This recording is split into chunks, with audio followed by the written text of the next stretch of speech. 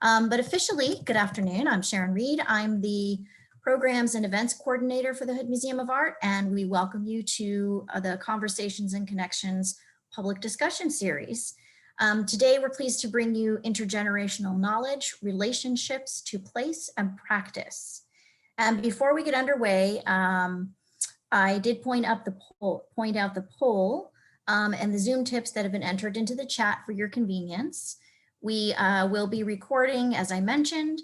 There will be ample time for questions a bit further on in the program, but please feel free to pop your question into the Q&A box at any time. Don't feel like you need to wait. If something gets in your head and you're afraid you're going to forget, go ahead and put it in there. And now, without further ado, I'm going to turn this over to my colleague, Jamie Powell, Associate Curator of Native American Art. Jamie? Thank you so much. I will go back to the slideshow momentarily, but I can't mute and unmute myself while I'm in the presenter mode in PowerPoint. Thank you, Sharon, for all of your work in organizing this. I'd like to start with an acknowledgement that the Hood Museum of Art at Dartmouth is situated upon the ancestral and unceded lands of the Abenaki peoples. This acknowledgement reminds us of the significance of place, the continued existence of Indigenous peoples, and the Museum and Dartmouth's commitment to building respectful relationship with all those who call these lands home today.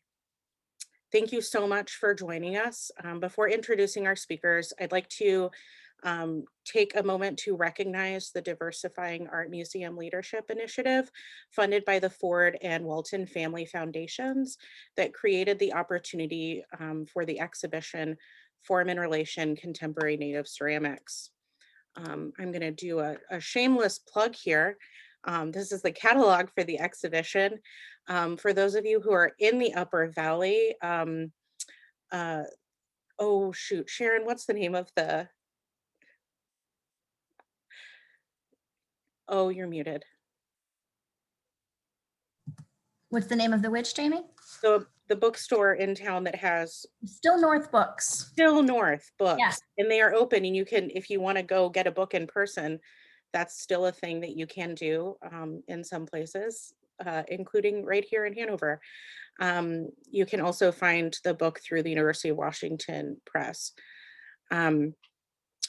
Form and Relation examines the work of 6 North American Indigenous artists, including our guests today, whose practices are grounded in our relationships to the land and to one another. Using the flesh of the earth or clay as a central organizing medium, the artists in this exhibition draw not only on the materiality of the clay, but also on the capacity for the land and these forms to hold knowledge. Each of the artists in Form and Relation exhibits a complexity of expression, not only through their technique, but also in terms of the themes addressed in their works. Roxanne, Rose, and the other artists in the exhibition are grappling with important questions with which communities across the globe are also grappling. How can we shift our understanding of the land from one of ownership and extraction to one of relationality?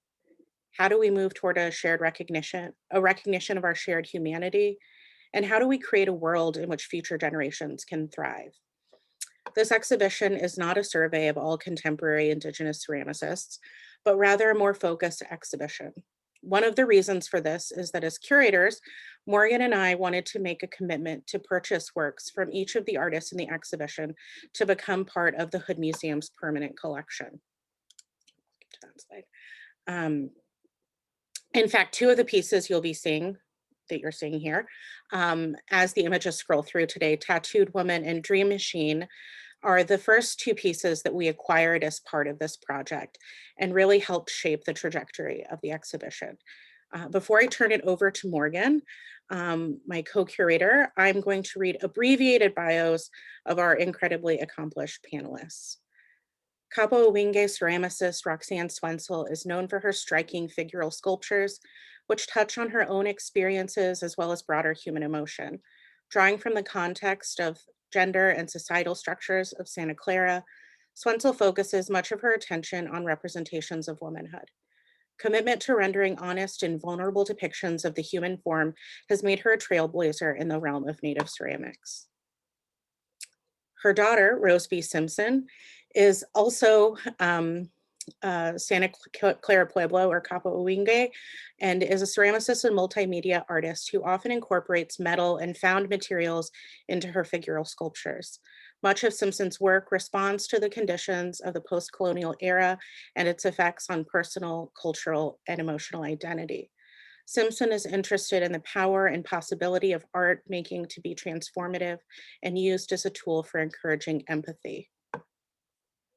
Our moderator today is Morgan E. Freeman, who's a citizen of the Nipmuc Nation and was previously the Native American Art Fellow at the Hood Museum of Art. In addition to co-curating Form and Relation, she's also served on the curatorial teams for SIPIC Dartmouth with Kaylee Spitzer and Will Wilson, the Embodiment of Language, and forthcoming exhibition, This Land, American Engagement with the Natural World. Her areas of research include the contemporary arts and visual cultures of Black, Native, and other Indigenous communities across the globe as it relates to belonging and place specificity. This fall, Morgan will begin her PhD in American Studies at Yale. Morgan, I'm going to turn it over to you now. Great. Thank you everybody for joining us today. It's so nice to see so many familiar names, not faces right now. And thank you, Jamie, for your introduction. I also really would like to take a moment to acknowledge all of the labor that went into the installation of Form and Relation just before everything closed down. A huge thank you to all of the Hood Museum staff, especially our ex-prep team, John Reynolds, who's now retired, Matt Zayat, Sue Ochenbach, and thank you to Cynthia Gilland, our registrar, who coordinated all of our shipping, which was very complicated. This was a very intensive installation that required a lot of problem solving and teamwork and time. So we're very happy that you're finally able to enjoy it virtually via the digital tour that's now up on the Hood Museum website. It's really a joy to be able to revisit Form and Relation today, and I'm excited to discuss the themes at hand: intergenerational knowledge, place, and artistic practice, especially in the context of our current moment. As Jamie said, the sculptures Tattooed Woman and Dream Machine by Roxanne and Rose respectively were the first two works were acquired for the show. And being mother and daughter, this was a really rich way to ground our thinking about intergenerational practices and working with clay as a form of communication, which both things you'll see reflected in our title. I know a lot of people really enjoyed the interview between the two of you, Rose and Roxanne, included in the catalog, but I want to emphasize how easily and beautifully the two of you speak with one another and honor each other's work. So thank you for your generosity in sharing that and briefly letting me capture it. And so I guess this is about bringing that conversation to life here today. So if the two of you want to start with just introducing yourselves, talking a little bit about your practice, and then we can jump into a conversation between the three of us.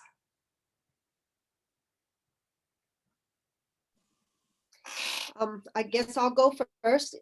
I'm Roxanne Swentzell from Santa Clara Pueblo. Thank you for putting this together, all of you who were part of this. The show is amazing. I'm just thrilled to have been part of it and get to be in this dialogue here.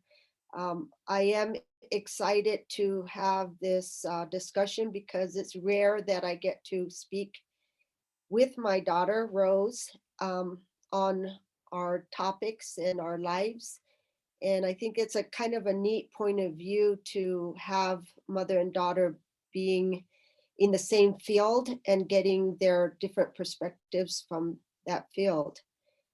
For myself, I started sculpting very young. I didn't have the thought of being an artist. I was a small child of the age 4 when my mother handed me clay and let me do whatever I wanted with it. I couldn't speak. I had a very severe speech impediment, which made it really hard for me to communicate with my family.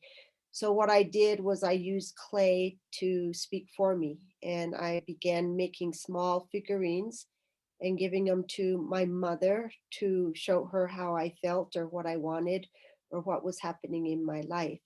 And basically, I consider my sculpting as my first language in this case. And I continue to use it as a way of communication to express and show the things in my life and the things issues in the world that I'm thinking of.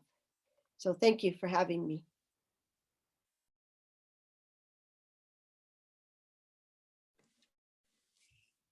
Hi. Can everyone see me? Yes. Hello?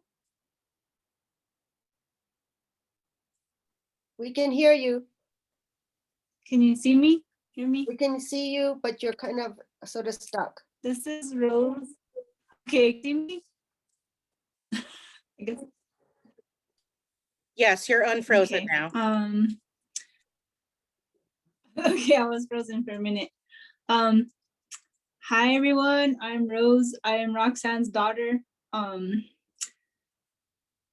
What can I say more than that? Really, that is one of the most amazing experiences and privileges, and I think that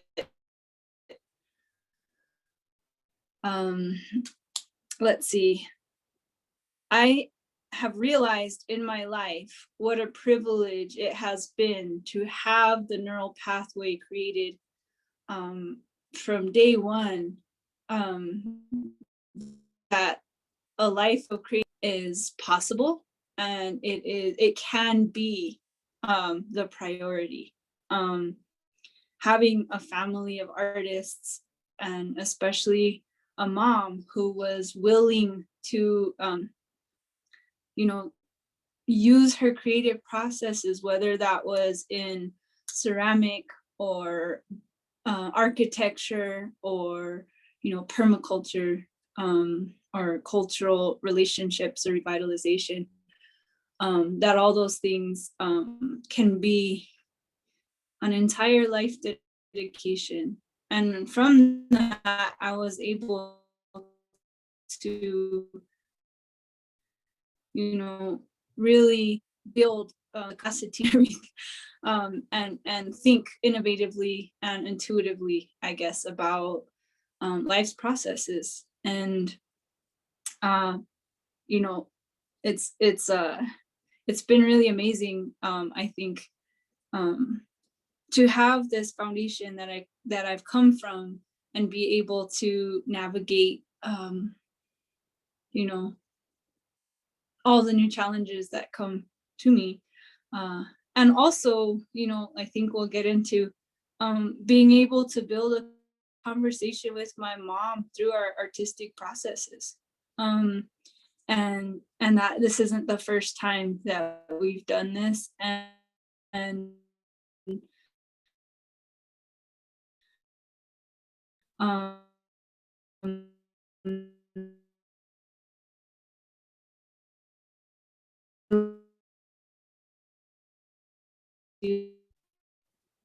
cover to investigate our relationship in an entirely different way than just language. So thank you for having me.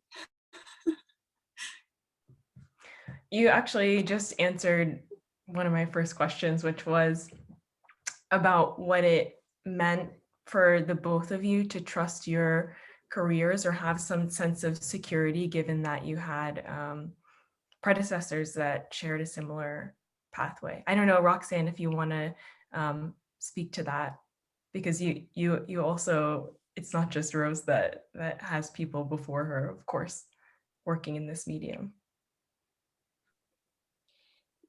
Yes, we come from traditionally, Pueblo people were pottery makers, used clay a lot. And within our family, it was usually given down culturally through the women.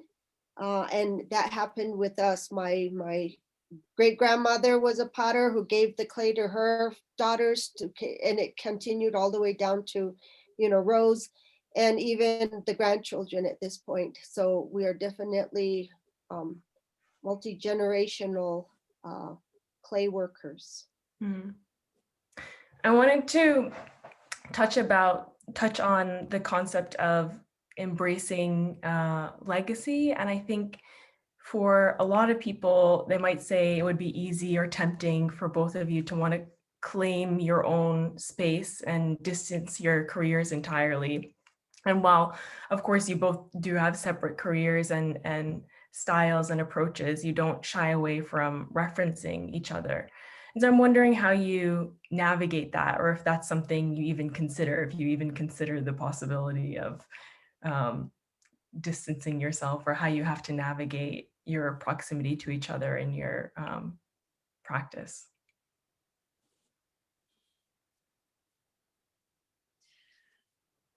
Are you asking me? I missed out a chunk of that question because we froze. So I'm a little bummed about that. I can repeat myself. Sure, that'd be great. Sorry.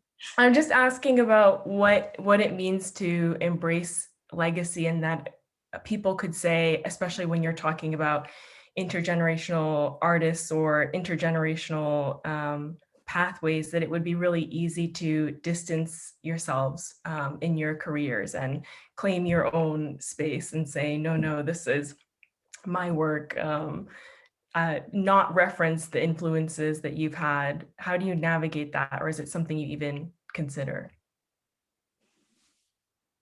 I think that I have definitely thought about, identity, and identity has a lot to do with how you are separate or the same from where you come from and the people around you.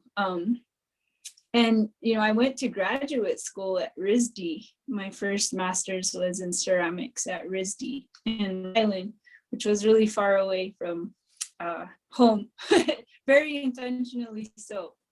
And I went to Rhode Island to basically find myself and to feel like if I take myself out of my context, because context is incredibly important here. I was not anonymous in any way because of my family, because of my community, because in northern New Mexico, in the stereotyping and ideas around Indigenous identity are really strong. And I wanted to go and sort of give myself the space to find out who I was without that kind of really intense context. And what I found was that it is who I am, and I wouldn't be who I am without it.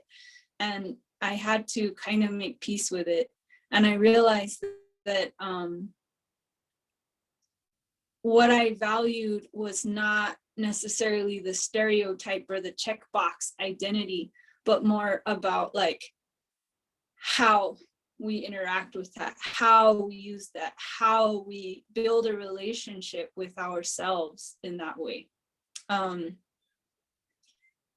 Because it is a factor. It's absolutely a factor. And it's not about what it is, but how you deal with it.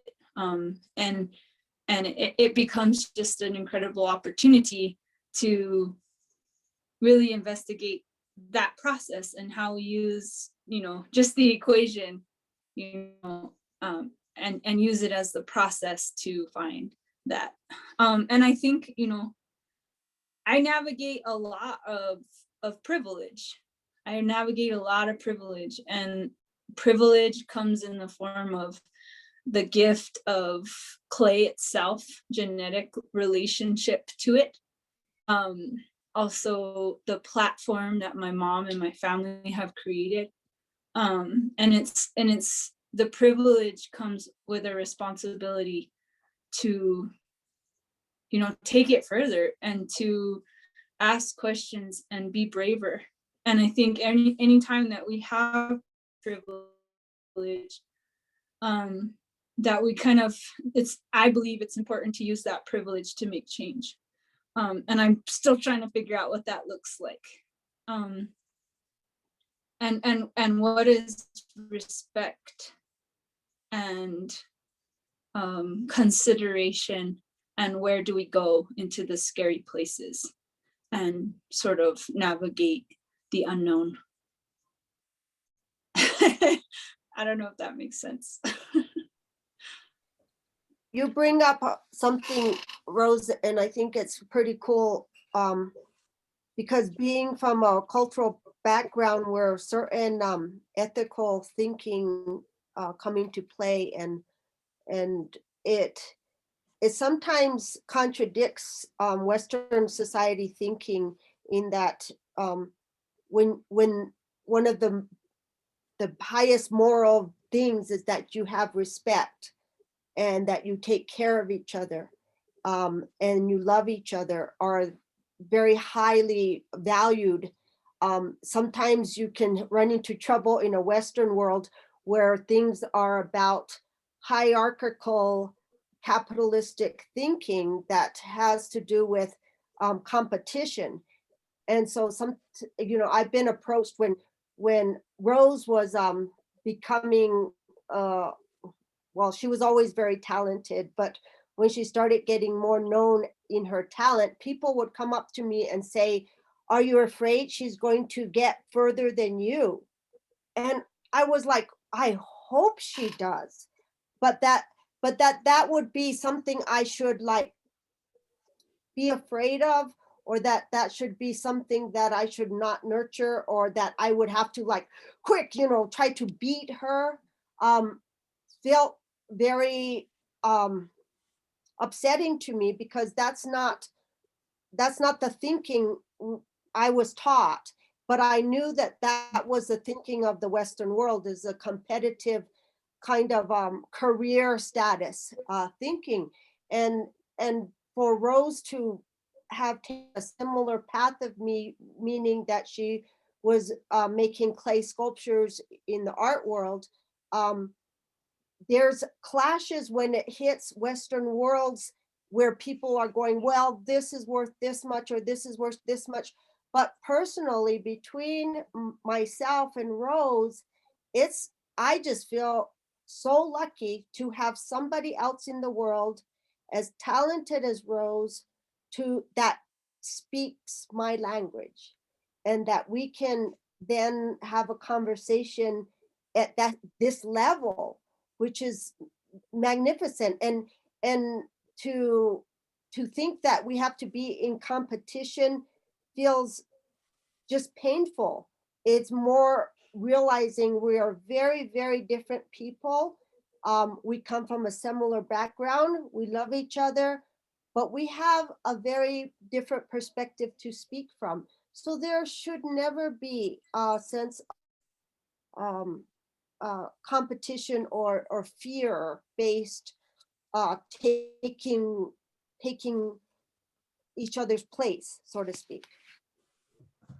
That reminds me of two things, which first is something that I've heard you, Rose, reference before, is the gesture of Maria Martinez often signing the work of others so they could financially benefit from her notoriety, others being people in her community. And I think that in this realm of art making or academia or producing knowledge, we're so concerned with intellectual property and plagiarism, and acknowledging an act like this interrupts that way of thinking. And it actually reminds me of something that Jamie often says is, points out the way people use the word derivative with such a negative connotation. And why does it always have to be that way? I also wanted to ask you both about what it feels like to collaborate, because I think collaboration can be something that's really terrifying, because a large part of it means releasing control. But that can also be very freeing. So was there any sort of fear either of you had to get through when collaborating for the first time? Or yeah, what are those feelings that you work through each time you collaborate? I would like to tell the story with you, Rose, about the first piece we made together. Would that be good? There's images of it in the slideshow. I don't know if we can find those ones and just sit with them for a little bit, but years ago, Rose probably has the date better than I do, but we were having mother-daughter relationship issues, as most family members do. And we were struggling and thinking back on Rose's birth and thinking that maybe there was some stress, subsequent stress that came from the way Rose was born, that caused some of the issues that we were dealing with.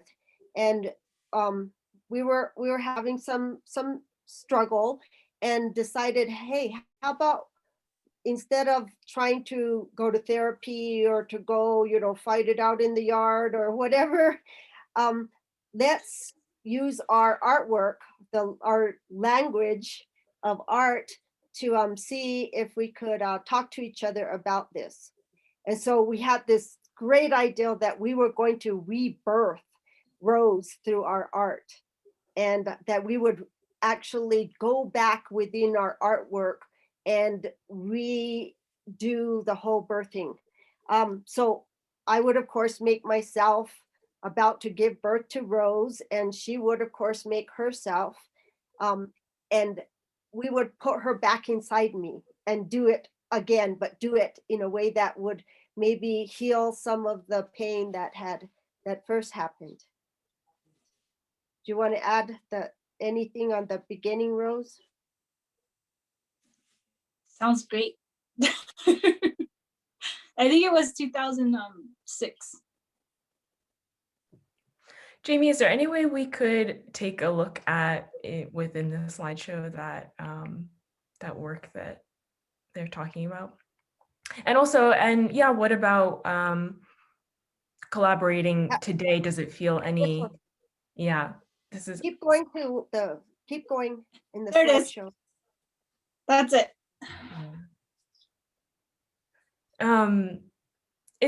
Looking back on that story that you just shared, is there a difference between how it was to collaborate that first time and what it felt like now with this most recent work, Timeline Necklace, that's included in the exhibition?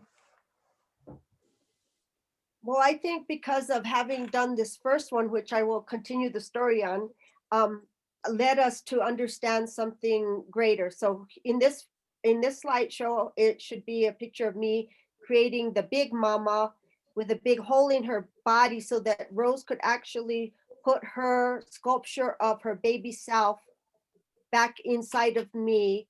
And we could just sit with that and feel that nurturing moment of her back in the womb, and sort of sit with that and see what happened. Well, what happened first was I made the big mama, and I had come in a day after I was working on it, and the head had fallen off. And in that picture, you could see me holding the head back up, which is not the end of the world. I could put it on after it was fired and save the mom, and it'll still work. Meantime, Rose was busy working on her baby self. Finally finished the big mom, and was taking her to the kiln, which happened to be at a different 15 miles north of where I made her. And I carefully put her in the truck and was driving out really carefully, and a car cut me off. And the only thing I could do was slam on the brakes to not hit the car. And of course, the sculpture goes and hits the front of the cab and breaks into about 5 pieces.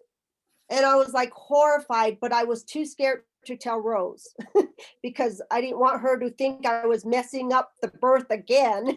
So I was like thinking, no, I can fire the pieces and then put them all back together afterwards and it'll still be okay. So I like carefully put the pieces, because they were in big chunks, the legs, the arm. And so I put it in the kiln, set it all in there, got it going. And it has a cone setter. So you put a cone inside these little pieces that a wire that will turn the kiln off at the right temperature, but they have to be free of anything to be able to click off at the right temperature. Well, amazing of amazing things, the dog walks by and knocks a chair sometime in the night that fell against the kiln so that it hit exactly where the turnoff thing was, so it couldn't click off. And I get up in the morning, go down to go open the kiln to get it to cool off, and it's still on, which is any ceramic's nightmare of like, oh my God, the kiln is still going. I'm surprised we didn't burn the house down. I knew the piece would be a molted puddle of melted clay, and quickly turned the kiln off. And I still was too afraid to tell Rose because I messed it up. And my guilt was so huge at that point about I couldn't make this all right. I couldn't fix this situation. And so I went and looked inside the kiln when it had finally cooled off enough. And lo and behold, it was what you see in the slide right now. She was a melted, but not completely melted version of herself in the most saddest position, but still there. She was still there. And I cried because it was like we tried so hard, and it still came out that way. I did have to call Rose and say, come look what happened. And the coolest thing from my point of view was when she saw it, because I was feeling so bad that no matter what I did, it still didn't work out.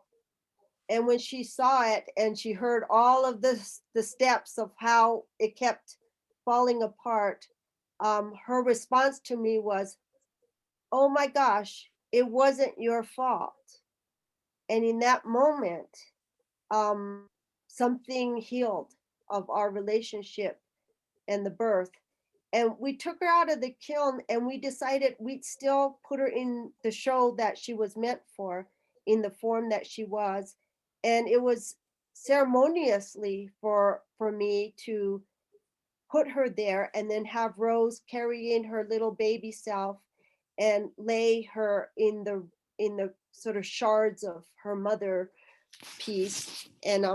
And it was very, very powerful. It ended up to be more powerful piece than it could have been otherwise. And it really taught me that what we could do together was a healing process, and that our future collaborations, we could do this together. And that first one was the hardest because we didn't know if we could. The later ones were more of an easier conversation, but it's been amazing, an amazing journey.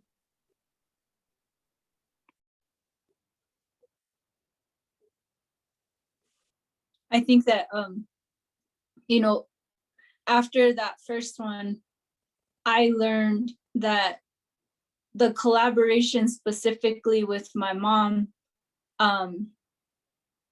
is more about watching and learning and kind of listening to what happens, rather than having an idea of what it should be and then entering into that space. And so I think the final, our last collaboration, which is the timeline necklace, is sort of the culmination of that original collaboration with the mother and the baby. And then also we did a collaboration for the Herd Museum where we both made sculptures at the same time without telling each other what they were going to be. And we just knew that mine was looking left and hers was looking right. And that's all we knew. And that we had these 4 large circular canvases that we could also use, almost like the thoughts of those pieces. And so we finished our work at a certain date and then brought them together. And the moment of looking at these 2 pieces in relationship was really telling, in lots of ways, you know? And I think that, you know, because of that original collaboration, we could do something as daring as like, you make something looking left, I'll make something looking right, and we'll see what happens, you know? And so that piece we got to exhibit at the Heard Museum, you know, I still, you know, it's still a interesting piece for me because my piece is all kind of tied up in itself. And I think it carries a lot of victimry and this like, help me, I'm tied up with myself, or maybe it's your fault that I'm all tied up with myself. And hers is looking at mine with this like, really like, oh my God. and it was hard. It's hard to like, oh, make your really honest expression and then see what happens. But you know, it offers material to really evolve and to look at ourselves and to ask questions and sort of be with that process. And I think that both of those works were vital and immense in my life. And another thing is that that the piece that we made, the collaboration for the Heard Museum, the Heard actually ended up purchasing that piece, and my mom donated her half of that sale to pay for my graduate school. And there was something incredibly, you know, there's so many layers to all those metaphors of like, here, I want you to grow, here, I want you to explore, here, I want to support your evolution and your life in this way, in this very specific thing that we're doing together. And separately, you know, and in a cool way. There's so many things embedded in both of those two collaborations, and that's also something that we really wanted to be able to convey with the work put forward in this exhibition, is this idea of embedding knowledge into the work, into the medium, especially this medium that comes from the earth. I think also we were really happy to be able to put together Tattooed Woman and Dream Machine on that pedestal there, because they both are such strong reflections of each of you stylistically. And I think both are concerned with either the retention of knowledge or the gaining of knowledge, and having kind of authority over that, especially when I think of the helicopter as kind of a tool for protection and surveying your surroundings and gaining understanding. I'm really happy with the way we were able to put those two next to each other like that. I also want to circle around to Roxanne, your permaculture work, which is also done through your Flowering Tree Permaculture Institute, and maybe give a brief overview for those who might be unfamiliar with the word, and talk about how that's intertwined in your artistic practice. Yes, thank you. I not only do I sculpt, but I also have been running a nonprofit organization called Flowering Tree Permaculture Institute. And we started about 35 years ago, and have been studying and working with the sustainable living methods. And that can go all the way from what you put in your mouth to what you build, and what you do in relationship to your environment. And it kind of narrowed into sort of studying our indigenous ways of living that were sustainable, because we live in the high desert here, and there's particular ways to interact with the environment that can be detrimental or help sustain life. And so our whole approach is to try to find our ways of, living here in this area in a sustainable and environmental friendly way. So we work a lot with traditional methods. My artwork, how I feel like my sculptures and my artwork coincide with that is I'm looking at this picture of a tattooed woman in the slides, and she stands there with her eyes closed, and she's got all these patterns on her body, but her fingers are slightly apart, and she's just standing there in this presence of feeling within her and around her, so that her senses are highlighted so that she is meditatively aware. I just think she's a nice example to me of how the essence of what permaculture to me means is like being so in tune with yourself and the world around you that you move within it in a very holistic and balanced place, where you're not overriding it or just using it, or it's not overpowering you. It's a relationship that is just experienced in the highest way. And so when I make my sculptures and stuff, I often try to think of what do I want to help myself remember or think about as I'm sitting there sculpting.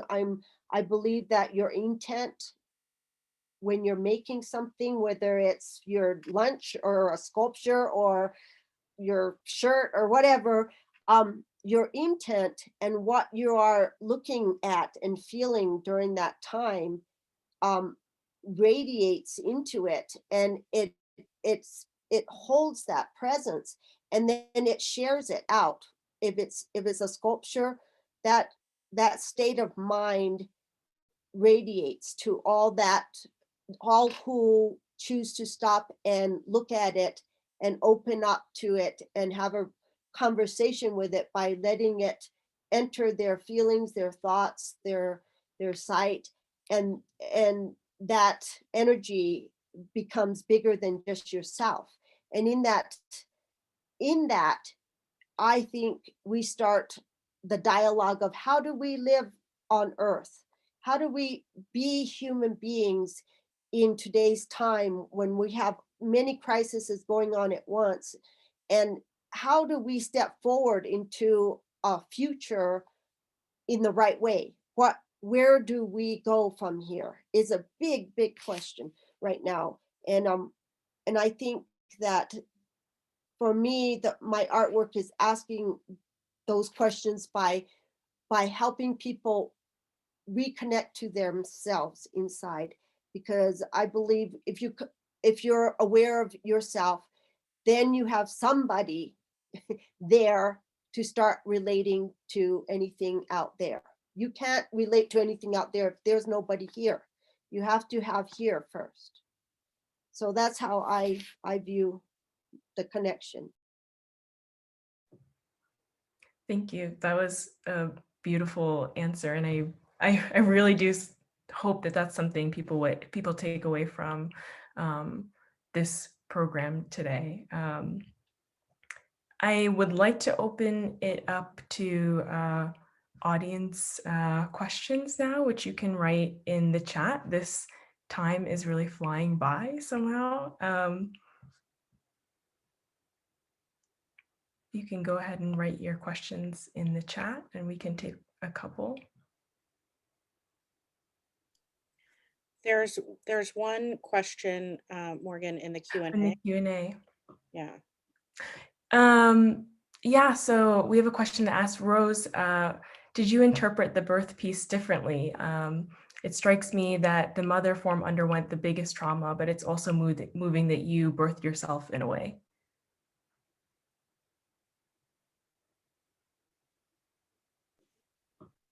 I found it interesting that my piece didn't melt or explode out in the kiln. And I think I feel some guilt, and that yeah, I guess I think about, I mean, I think of that piece as not only this micro example of me and my mom's relationship and the context that we come from, but also, you know, we're human beings on this planet, and we're all that baby.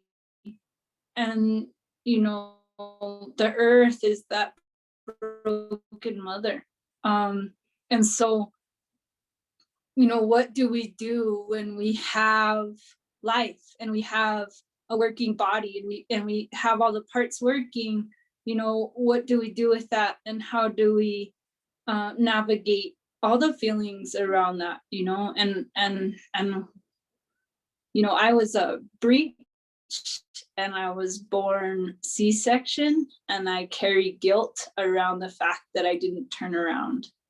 And I think that you know, there's lots of ways that we can look at it, and but I think that nothing happens without context and cause and effect. And I think oftentimes we really get caught in independence without seeing ourselves in relationship to all things, including our own reactions too. And claiming those and being conscious of them and trying to be accountable for every part of our own part of that, even if it is like, I don't know what to do, I'm standing here, I was born and my mother's broken, and you know, I might feel angry that there isn't a mother there to care for me, but she's in pieces on the floor. And so how do we all move forward, and how do we, you know, sit with those hard feelings so that we can even, and seeing Tattooed Woman next to Dream Machine is that Tattooed Woman is a spectacular piece. It's beautiful, it's well crafted, it's powerful. I remember walking around the house as a little kid being the same height as that figure. And that's amazing. She scared me. I thought that she walked around at night. And then to see my work as being incredibly, in a sense, crude next to it, and that I've been really working in this life to try and really sit with the crude part. And it isn't necessarily pretty, but I'm trying to make space for it, and I'm trying to navigate like all the feelings that come with that, and out of immense respect for my mother's skill. She's an incredible sculptor, powerful sculptor. And then to try and claim all the parts of that process and be, you know, like my mom said, as aware as we can be in that moment. And part of the awareness that I'm trying to see is the hard things to feel, and that comes with the crudeness. I don't know if that answered the question, but that was my thought. That was, yes. And yes, our person who asked the question said, thank you. That was an exquisite answer. So we have another question. Would Rose and or Roxanne like to talk about pattern living in terms of their art practices?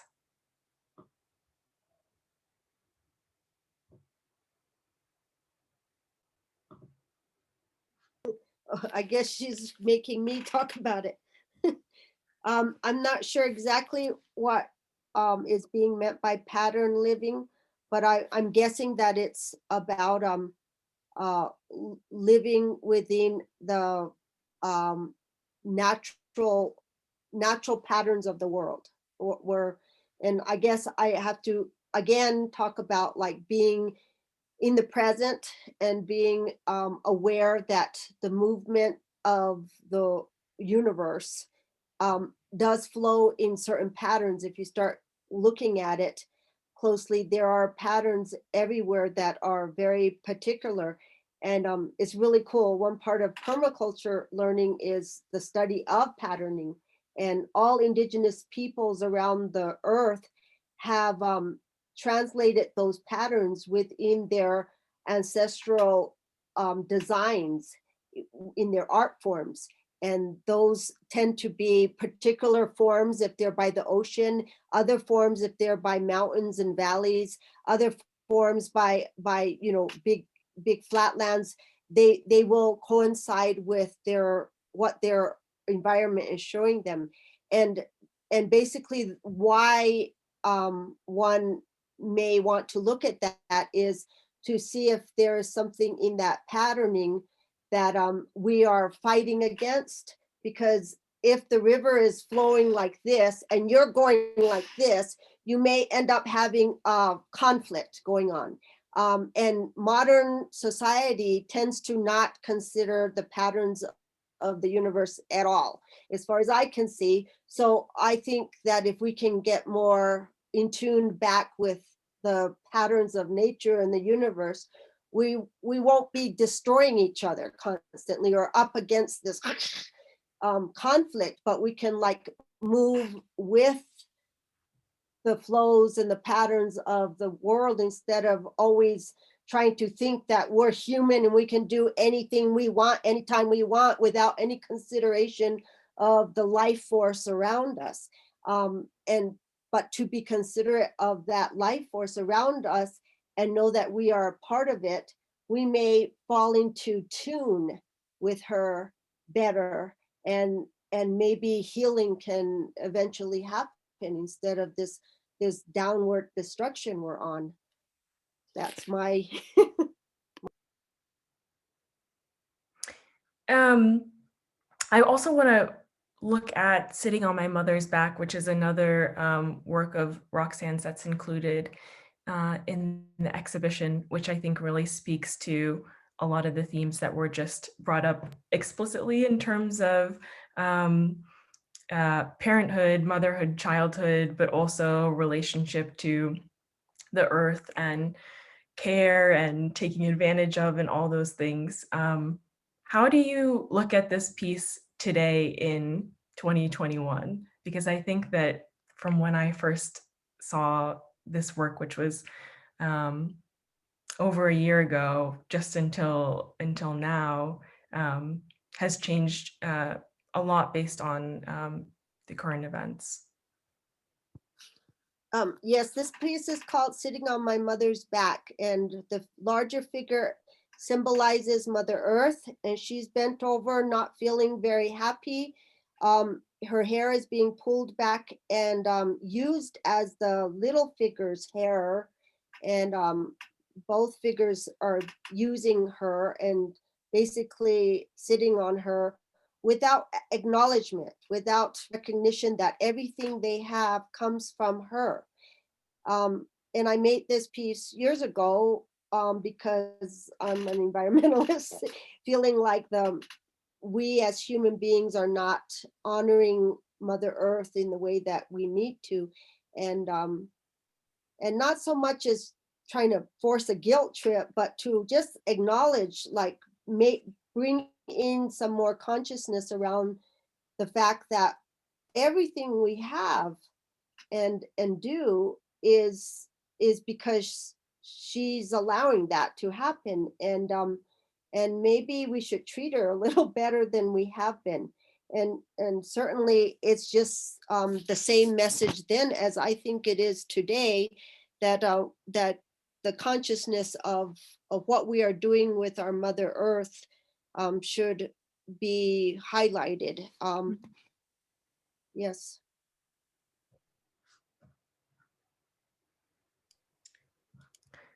I also want to, Jamie. I was just Yeah. going to say we're just about out of time, but Rose, I'm interested in your perspective on this piece as a mother to a young one yourself, and knowing, how challenging this past year has been for a lot of us.